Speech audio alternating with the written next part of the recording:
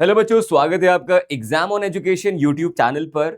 जैसा कि आपको पता ही होगा, कोल इंडिया लिमिटेड का एग्जामिनेशन हो चुका है कंप्लीट। लेकिन अब हमारा अगला पड़ाव है जो कि है आईओसीएल। आईओसीएल का एग्जामिनेशन अगर आपको नहीं पता, मैं आपको बता दूं। पहली बात तो अभी भी इसका फॉर्म खुला हुआ है, यानी कि आप अभी भी अप्लाई कर सकते हैं। और अभी इसके अंदर क्या चल रही है इंपॉर्टेंट डेट्स, तो 3 सितंबर तक अप टू 5 PM तक आप फॉर्म फिल कर सकते हैं। इसका जो एडमिट कार्ड है, वो एडमिट कार्ड आप लोगों के लिए अवेलेबल हो जाएगा 15 सितंबर 2026, यानी कि मेरे जन्मदिन के दिन। और सीबीटी जो एग्जाम होने जा रहा है वो 24 सितंबर को होने जा रहा है। तो 24 सितंबर को आपका एग्जाम है। आज जो तारीख है, जिस दिन मैं इसको रिकॉर्ड कर रहा हूं, आज भी 24 है, लेकिन अगस्त की। तो यहां पर आपके पास जो टाइम है वो आपको एग्जैक्टली पता है कितना होने वाला है।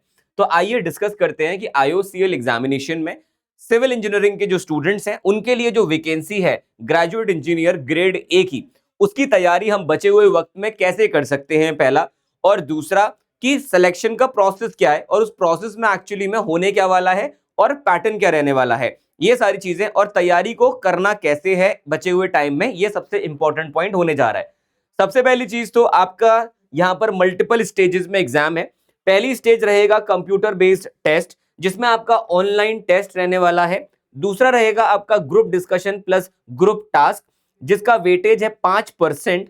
और पर्सनल इंटरव्यू का जो वेटेज है वो है 10%। इसमें भी दो तरह के आपके स्टेजेस होंगे, एक टेक्निकल इंटरव्यू और एक HR interview. HR interview basically आपका जो एक तरह से हम बोल सकते हैं कि आप कितने ज्यादा फिट होते हैं ऑर्गेनाइजेशन में, उसको लेकर के है। बट इसके लिए आपको ज्यादा चिंतित होने की जरूरत नहीं है।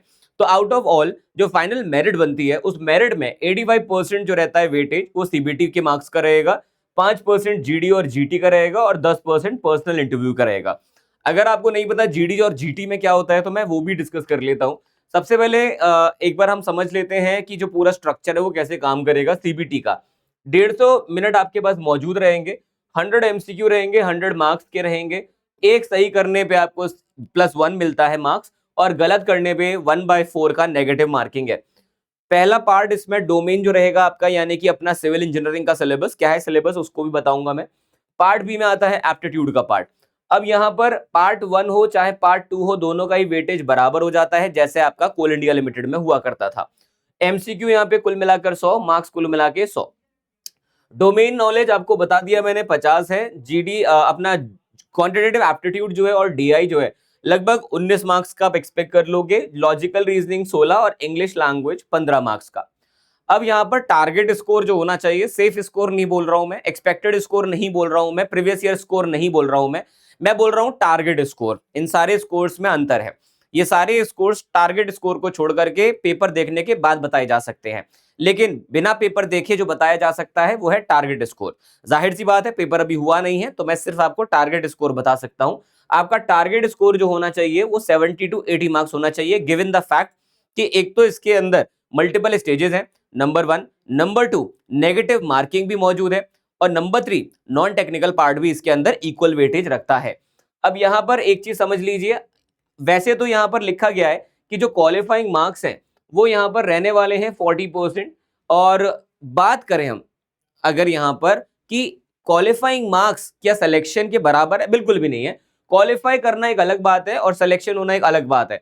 यहाँ पे क्वालिफाइंग एक मिनिमम बेंचमार्क दिया जाता है, लेकिन ऊपर से जो है स्टूडेंट्स को ले लिया जाएगा जो भी हाईएस्ट रैंक वाले होंगे। एक्यूरेसी इंपॉर्टेंट रहेगा, और आगे की कहानी मैं आगे बता देता हूं। पहले सिलेबस डिस्कस कर लेते हैं। देखो, इन्होंने सिलेबस में केवल ये 7 नाम थे वो दिए थे। Engineering mathematics, structural engineering, geotechnical engineering, water resource engineering, environmental engineering, transportation engineering और जियोमेट्रिक इंजीनियरिंग, केवल इन्होंने ये बताया।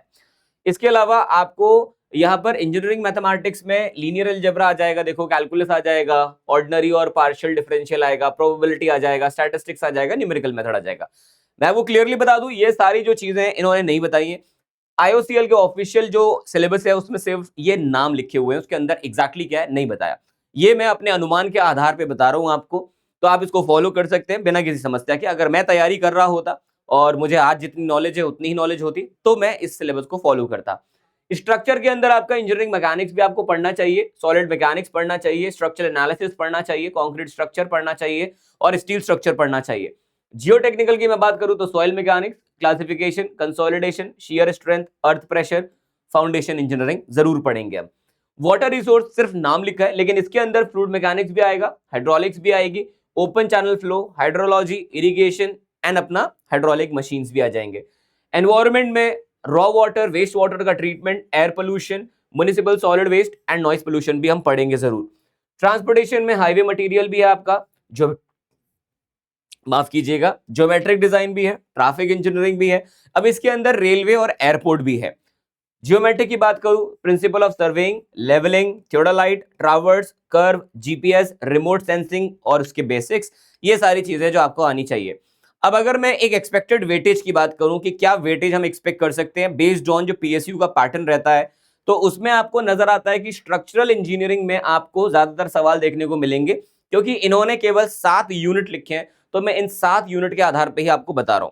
यहां पर आपको एक्सपेक्टेड क्वेश्चन जो ज्यादातर मिलेंगे वो स्ट्रक्चर से मिलेंगे, जिसके अंदर आ जाएगा स्ट्रक्चरल एनालिसिस भी, स्ट्रेंथ ऑफ मटेरियल भी, आपका कंक्रीट टेक्नोलॉजी भी, स्टील स्ट्रक्चर भी। जियोटेक्निकल 7 से 8 मार्क्स देखने को मिल सकते हैं। वाटर रिसोर्स में आपको 7 से 8, एनवायरमेंट में 5 से 6, ट्रांसपोर्टेशन 5 से 6, इंजीनियरिंग मैथमेटिक्स 4 से 5 और ज्योमेट्रिक्स में 3 से 4 आपको मिल सकते हैं। ये एक्सपेक्टेड मेरे तरफ से आपको एक तरह से आप बोल सकते हो वेटेज है। अब यहाँ पे 34 डेज बचे हैं, अगर हम एग्जैक्ट कैलकुलेट करके चलते हैं, आज का दिन इंक्लूड करके चलते हैं, तो उसके अंदर देखो आपको सबसे पहले यहाँ पर समझना पड़ेगा, आपके पास इतना टाइम है नहीं कि आप जीरो से पढ़ पाओ। तो हर एक वो स्टूडेंट जिसको कुछ भी नहीं आता, अभी आपने तैयारी शुरू करी है, तो थोड़ा आपके लिए आगे आने वाला टाइम डिफिकल्ट होने वाला है। और मैं आपको क्लियरली बता देता हूं कि एग्जाम ऑन एजुकेशन के पास IOCL का बैच है, ठीक है। मैं चाहूं मैं आपको बोल सकता हूं कि मेरा बैच ले लो, आपको जो है मदद मिलेगी, लेकिन मैं ऐसा नहीं बोलूंगा। अगर आपको कुछ भी नहीं आता सर, पहली बार तैयारी कर रहे हो, टेक्निकल आपने बिल्कुल भी नहीं पढ़ा है, तो आप मेरा बैच बिल्कुल मत लेना, क्योंकि मैं अपने बैच के अंदर सिर्फ और सिर्फ क्वेश्चन प्रैक्टिस के माध्यम से कॉन्सेप्ट क्लियर करूंगा। आज आपको उसकी जरूरत नहीं है, आपको जरूरत है एक फाउंडेशन की, जहां पे एक फाउंडेशन तरीके से जीरो से बहुत ही कॉन्सेप्ट्स को समझते हुए, डेरिवेशंस को समझते हुए, पूछे ना पूछे डज नॉट मैटर। डेरिवेशन इसलिए नहीं होती है कि एग्जाम में उससे सवाल आएगा, डेरिवेशन इसके लिए पढ़ाई जाती है क्योंकि उस डेरिवेशन को समझ के आप कॉन्सेप्ट को समझ पाओगे, लास्ट में जो एक्सप्रेशन आएगा उसको समझ पाओगे। जब आपसे क्वेश्चन कॉन्सेप्चुअली पूछा जाएगा तब आप आंसर बता पाओगे। याद रखिए, कोई भी ऐसा एग्जाम जैसे कि SSC जेई हुआ या RRB जेई हुआ, RSSB जेई हुआ, MP सब इंजीनियर हुआ, इन सारे एग्जाम्स में मेजॉरिटी टाइम आपसे जो पूछा जाता है, मैक्सिमम टाइम जो पूछा जाएगा वो पूछा जाएगा डेरिवेशन से ऊपर वाले अजम्पशन और डेरिवेशन के बाद वाला एक्सप्रेशन। लेकिन बाकी जो PSU एग्जाम्स होते हैं, गेट एग्जाम्स होते हैं, इंजीनियरिंग सर्विसेज एग्जामिनेशन के एग्जाम होते हैं, उनमें आपसे डेरिवेशन के अंदर जाकर के सवाल भी पूछा जा सकता है, तो इसीलिए वो इंपॉर्टेंट होता है। तो ऐसे स्टूडेंट्स जिन्होंने तैयारी शुरू करनी है जीरो से, आप लोग फाउंडेशन बैच में जा सकते हो, जो मेरा फाउंडेशन बैच है उसको चेकआउट करो। लेकिन जिसने CIL की तैयारी करी है, तुमको 110% मेरे बैच में आना है और बढ़िया तरीके से अपनी तैयारी को बूस्टअप करना है। IOCL के लिए हम और तगड़े क्वेश्चंस करेंगे। अगर आप चाहते हो कि आपको एक प्रैक्टिस PDF मिल जाए, मतलब फ्री में, उसके लिए कोई बैच ना ज्वाइन करना पड़े, तो आप मुझे बता देना, मैं आपको प्रोवाइड करवा दूंगा, जिसमें आपके जो है क्वेश्चंस मौजूद रहेंगे। उन क्वेश्चंस को आप गो थ्रू कर सकते हो और अपनी प्रैक्टिस कर सकते हो। उसके लिए आपको वीडियो के नीचे हार्ट साइन भेजना है, मल्टीपल हार्ट साइन चाहिए, एक एक स्टूडेंट से 5-5 हार्ट साइन अलग अलग कमेंट में इनको देखने हैं। चलो वापस से आते हैं हम लोग यहाँ पर। अब यहाँ पर देखो टाइम कम है ना, तो सबसे पहले अपन क्या करेंगे, थोड़ा एप्टीट्यूड को साथ में लेकर के चलेंगे। कोई भी चीज ऐसी नहीं होगी कि पहले और बाद में करना है, यहाँ पर आपको साथ में लेकर के चलना है। जैसे कि आपका पूरा जो दिन है, लेट्स से मैं मान लेता हूं आपके पास जो पूरा दिन है, आप उसमें से 2 घंटा, मिनिमम 2 घंटा आप एप्टीट्यूड को दीजिएगा। एप्टीट्यूड का मतलब क्या हुआ? एप्टीट्यूड का मतलब हुआ आपका जो पार्ट ए वाला पार्ट है या पार्ट बी, जो भी बोल रहे हैं उसको। सेकंड है आपका 2 से 3 घंटा, 3 घंटा मिनिमम आपको डोमेन को देना पड़ेगा। आपका जो डोमेन नॉलेज है, यानी कि सिविल इंजीनियरिंग के जो सब्जेक्ट्स है उनको देना पड़ेगा। इसमें आप रोटेट कर सकते हो एप्टीट्यूड में, कभी कॉन्ट्स पढ़ लिया, कभी रीजनिंग पढ़ लिया, कभी इंग्लिश पढ़ लिया। शॉर्टकट्स पे फोकस रखिएगा आप। बाकी रही बात कॉन्सेप्ट, सॉल्व प्रॉब्लम्स और आपके जो PYQs है उनको आप फोकस कर सकते हैं। और एक टेस्ट आपको देना ही पड़ेगा, रोज रोज एक टेस्ट देना है बेटा। जो पढ़ रहे हो उसका टेस्ट दो, जो पढ़ रहे हो उसका टेस्ट दो। बिल्कुल इस बात की चिंता मत करो नंबर कम आ रहे हैं, क्या आ रहा है क्या नहीं आ रहा। बस एक चीज की चिंता करनी है आपको, नंबर कम आए क्यों हैं, गलती थी क्या।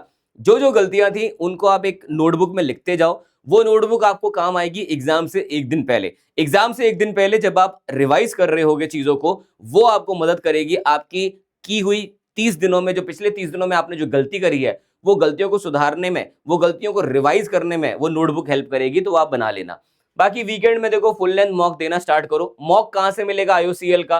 फिर से वही चीज, जैसे सीआईएल में धुआंधार तरीके से बहुत सारे स्टूडेंट्स ने एग्जाम उनके ऊपर भरोसा दिखाते हुए टेस्ट सीरीज में एनरोल किया और उनको बिल्कुल भी डिसअपॉइंटमेंट नहीं हुआ, बिकॉज सीआईएल के स्तर के पेपर को आपको मैंने प्रोवाइड करवाया।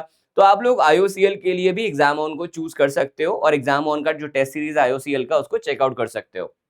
ठीक है सर, तो ये चीज हो गई आपकी। अब इसके अलावा अगर हम बात करें क्विक विन की, तो यहाँ पर जो क्वांटिटेटिव एप्टीट्यूड है ना, इसमें एक परसेंटेज वाला पार्ट, रेशियो, टीएसडी हो गया, time and works, SI CI, average, number system, mensuration, इन सब के आपको शॉर्टकट सीखने पड़ेंगे। देखो लॉजिकल रीजनिंग कर लोगे यार। लॉजिकल रीजनिंग मुझे नहीं लगता है कि अगर किसी बच्चे ने इंजीनियरिंग करी है तो उसको फंसने में कोई प्रॉब्लम आएगी, या मतलब फंसते हुए कोई प्रॉब्लम आएगी। आप इजीली कर लोगे, निकल जाओगे इससे। इंग्लिश मुझे लगता है कि हाँ हो सकता है आपको जरूरत पड़ेगी एडिशनल, उसमें आपको अटेंशन देनी पड़ेगी। ठीक है जी। अब मॉक टेस्ट का क्या है? देखो 16वें दिन से आपको फुल लेंथ मॉक टेस्ट देना है, यानी कि 15 दिन रखो। 15 दिन आप ऐसे रखो कि 15 दिन में या 20 दिन में आप पूरा अपना सिलेबस कंप्लीट करो। बेस्ट स्ट्रेटजी आपकी यही रहेगी। आने वाले 20 डेज के अंदर आप अपना कंटेंट बहुत अच्छे से प्रिपेयर कर लो। ठीक है, और उसके बाद फुल लेंथ मॉक टेस्ट देना स्टार्ट करो फुल पावर के साथ। इसमें आपको 100% बेनिफिट मिलेगा, इस चीज को मैं आपको बता दूं। अब कई बार स्टूडेंट्स का डाउट आता है कि ग्रुप डिस्कशन कैसे होगा। अच्छा, ग्रुप डिस्कशन से पहले स्टेप बाय स्टेप एक बार समझ लो कि तैयारी में आप किस प्रकार से आगे बढ़ सकते हो। देखो यहाँ पर अगर हम बात करते हैं हमारी प्रिपरेशन को लेकर के, तो सबसे पहली चीज जो आपको करनी है अब सीआईएल के तुरंत बाद, वो ये है कि पढ़ाई छोड़नी नहीं है मेरे भाई, कि आप कहीं ब्रेक ले लो, ये कर लो, मत लो लेना ब्रेक, आगे बढ़ो। अब आपको सबसे पहले क्या करना है? सबसे पहले जो आपने सीआईएल में पढ़ा हुआ है उसको आपको रिवाइज करना है, और साथ ही साथ आपने जो नहीं पढ़ा हुआ है उसको पहले 10 दिन के अंदर वो फिनिश करो। जो भी आपने नहीं पढ़ा था, नहीं पढ़ा, वो जो नहीं पढ़ा है उसको आपको कवर करना है, पहले उसको फिनिश करना है। उसके बाद अपनी पूरी तैयारी को 20th डे तक लेकर के कंप्लीट करना है, और उसके बाद फुल लेंथ मॉक टेस्ट देने हैं। अगर आपको इसमें कोई समस्या आती है तो आप मुझसे बात भी कर सकते हो, कोई ऐसी प्रॉब्लम नहीं है कि बैच में आओगे मैं तभी आपको डिस्कशन करूंगा आपके साथ। आप नॉर्मली भी कभी भी मुझे फोन करो, मेरे पास जब फोन आएगा, यानी कि जब मेरे पास आपका फोन आएगा मैं आपको कॉल करूंगा, आपसे बात करूंगा। यहाँ पर मेरे अलावा कोई फोन उठाए, मेरे अलावा या तो शिवम सर फोन उठाएंगे या गौरव सर उठाएंगे, क्योंकि मैं क्लास में होऊंगा उस टाइम पे। तो आप उनको बोल देना कि निंजा सर से बात करनी है, मैं आपसे डिस्कशन करूंगा और हम इस पे बात करेंगे, पर्सनलाइज्ड एक बार बात करेंगे कि पर्सनलाइज्ड कैसे आप स्ट्रैटेजी बना सकते हो। ग्रुप डिस्कशन जो होगा, ग्रुप डिस्कशन के अंदर देखो सबसे पहली चीज आपको जज किया जाएगा कंटेंट और नॉलेज जो होगा आपका, जो भी टॉपिक आपको वहां दिया जाएगा उसके आधार पे आप कितने अच्छे से कम्युनिकेट करते हो। जैसे मैं अभी आपसे बोल रहा हूं, तो शायद आपको ये महसूस ना हो रहा हो क्योंकि आप मुझे रोज देखते हो कि मैं बहुत अच्छा कम्युनिकेशन करता हूं, और ये एक टीचर का वन ऑफ द स्किल होता है, ये मेरा स्किल है। ठीक है, कोई जरूरी नहीं है जो रैंक 1 लेके आए वो कम्युनिकेशन अच्छा कर पाए, या जरूरी नहीं है यहाँ पे वाइस वर्सा भी कि जिसका कम्युनिकेशन अच्छा है वो पढ़ा पाए। तो ये एक बैलेंस्ड जॉब है। सेम उसी तरीके से यहाँ पे भी आपका कम्युनिकेशन देखा जाएगा, और साथ ही साथ आपका क्लैरिटी देखी जाएगी कि कितने क्लैरिटी से आप बोल रहे हो। जैसे अभी मैंने आपको जितनी भी बातें बोली उसमें जो भी मेरे थॉट्स थे, जो भी मेरा सीक्वेंस था, मैंने पीपीटी का इस्तेमाल किया, लेकिन मेरे पास किसी प्रकार का कोई टेलीप्रॉम्प्टर नहीं है। मे बी इसलिए क्योंकि मेरे नाम के आगे मोदी नहीं है। लेकिन पॉइंट वो नहीं है, पॉइंट ये है कि कितने क्लैरिटी के साथ आप यहाँ पे थॉट को रखते हो, वो चेक किया जाएगा आपका। लॉजिकल रीजनिंग और स्ट्रक्चर्स कितने बेहतर रूप से आप अपनी चीज को प्रेजेंट करते हो, एक चीज हो गया, लेकिन क्या लॉजिक लगा के दे रहे हो, क्या रीजनिंग है उसके पीछे, वो मेक श्योर कर रहे हैं आप। साथ ही साथ उस पूरे ग्रुप में क्या आप एक लीडर की तरह उभर के निकल रहे हो, वो बहुत बड़ा मैटर होगा यहाँ पे। चिंता मत करो, इसमें बहुत सारे स्टूडेंट नर्वस होते हैं कि सर मतलब और भी स्टूडेंट्स हैं, मैं अकेले में तो शेर हूं, मैं अपने दोस्तों के साथ तो शेर हूं, लेकिन थोड़ा सा क्या मेरे को दूसरों के सामने झिझक होता है या शायद शर्म आती है। नॉर्मल चीज है, होता है। इंट्रोवर्ट जो चीज है ना वो होती है, बहुत कम लोग होते हैं जो एक्सट्रोवर्ट होते हैं, बोल पाते हैं सबके सामने। चिंता मत करो, सब लोग वहां पे वैसे ही होंगे, तो बिल्कुल टेंशन मत लो। प्लस 5% वेटेज है, थोड़ा इधर उधर हुआ भी चिंता वाली बात नहीं है। सीबीटी अगर अच्छा कर दिया तो बाकी चीजें वैसे भी आप बहुत अच्छे से कर ही लोगे। आप किस प्रकार से चीजों को सुन रहे हो और team behaviour, ability to conclude, कैसे आप कंक्लूड करोगे या समराइज करोगे चीजों को, वो बहुत इंपॉर्टेंट है। आप इसमें जितना पहले बात करेंगे, जितना पहले अपने थॉट्स रखेंगे, उतना आप नजरों में आएंगे। जितने अच्छे से स्ट्रक्चरल रूप में बताएंगे, जैसे मैंने इस पूरी पीपीटी को एक स्ट्रक्चर में बनाया था, उसी तरीके से आप अपनी बातों को कैसे रखते हैं वो भी काम आएगा। और साथ ही साथ जो भी बच्चा, जो भी वहां पे मेंबर बोल नहीं रहा है, आप उसको प्रोत्साहित कीजिए, आप इनवाइट कीजिए कि आपका क्या थॉट है, आप भी बताइए। और आपको काम रहना है और समराइज, मतलब एक्टिंग करनी है। देखो यार, जो तुम समझ जाओ, बस एक्टिंग करनी है, इतना जान लो। इसकी तैयारी भी मैं करवा दूंगा, बिल्कुल परेशान मत होना। मैंने पर्सनली आपको बताऊं, इतने सारे जीडीज दिए हैं। इंडियन आर्मी वाले भी एसएसबी के दौरान बहुत सारे वहां पे एक एग्जाम होता है जिसको बोलते हैं PPDT, picture perception description test. तो उसके अंदर भी इस तरह से पता है आपको एक जीडी होता है, और उधर तो बहुत अच्छे लेवल पे होता है। तो मैं उस पर भी आऊंगा। क्या नहीं करना होता है इसमें, डोमिनेट नहीं करना, किसी को बीच में रोकना नहीं है कि ओए भाई तू रुक जाओ, चल अब मैं बोलूंगा, वो सब नहीं कर सकते अपन। अग्रेसिव नहीं होना है सर, और खाली नहीं हो जाना, एकदम से चुप ही हो जाओ, शांति हो जाओ, वो भी अच्छी बात नहीं है। और टॉपिक से ही हट जाओ कि बात चल रही है वहां पे विकास की और ये सब की, और आप अचानक से बीच में ले आओगे, अरे भाई ऐसे कैसे, ये सब थोड़ी बात कर सकते हैं आप जो है अलग ही बात करने लग जा रहे हो। ठीक है, ग्रुप टास्क के अंदर आपको एक टास्क दिया जाता है, एक प्रैक्टिकल सिचुएशनल एक्टिविटी, ये भी मैंने किया हुआ है, ये भी मैंने इंडियन आर्मी में ही किया हुआ है। तो इसका भी मैं आपको बहुत अच्छे से टिप्स दे सकता हूँ, सारी चीजें मैं आपको बता दूंगा। जैसे भी आपके कुछ डिस्कशन ऐसे होते हैं, इंडियाज एनर्जी ट्रांजिशन रोल बताओ ओएलपीएसयू में, रिन्यूएबल वर्सेस फॉसिल फ्यूल बताओ, इलेक्ट्रिक व्हीकल, आत्मनिर्भर Bharat, AI and automation history, ये सारी चीजें आपसे जीडी में पूछे जा सकते हैं, जीडी जो है उसके अंदर। फाइनल डेज देखो, जब फाइनल डेज आएंगे तब देखेंगे, लेकिन देख लेते हैं इनमें से कोई ऐसी चीज तो नहीं है जो आपको आज से तैयार करनी है। देखो ये एक चीज है जो आज से तैयार करनी है, तो पॉइंट 1 रेलेवेंट है आपके लिए अभी, ओनली 1 to 2 ये भी रेलेवेंट नहीं है, इसको रेलेवेंट नहीं है, ये भी अभी नहीं है। टू पास रेलेवेंट है। क्या करो आप, मॉक टेस्ट में ये स्ट्रैटेजी का इस्तेमाल करो। मैंने इसी वीडियो के इसी चैनल पर एक वीडियो बनाया है शिवम सर के साथ, जहां शिवम सर ने अपनी टेक्निक बताई है कि किस प्रकार से वो डील किया करते थे अपने जो है एग्जाम के दौरान सब टॉपिक्स को या क्वेश्चंस को, और मैंने अपनी टेक्निक बताई है। दोनों में से जो टेक्निक आपको समझ आए आप उसको गो थ्रू करना और उसको यूज करना, इवेंचुअली आपको बेनिफिट मिलेगा। तो that is it, I think आप बहुत अच्छा करोगे, आपको बिल्कुल चिंता करने की जरूरत नहीं है। अगर आप चाहते हो कि सिविल इंजीनियरिंग की प्रैक्टिस क्लास चले यूट्यूब पर, तो आप लोग IOCL के लिए, तो आप लोग वीडियो के नीचे मुझे हार्ट साइन भेजिए, मैं जरूर यहाँ पर इस क्लास को कंटिन्यू करूंगा, स्टार्ट करूंगा। बेसिकली 6 बजे वाली जो मेरी क्लास होती है, तो वहां पे हम लोग जुड़ सकते हैं।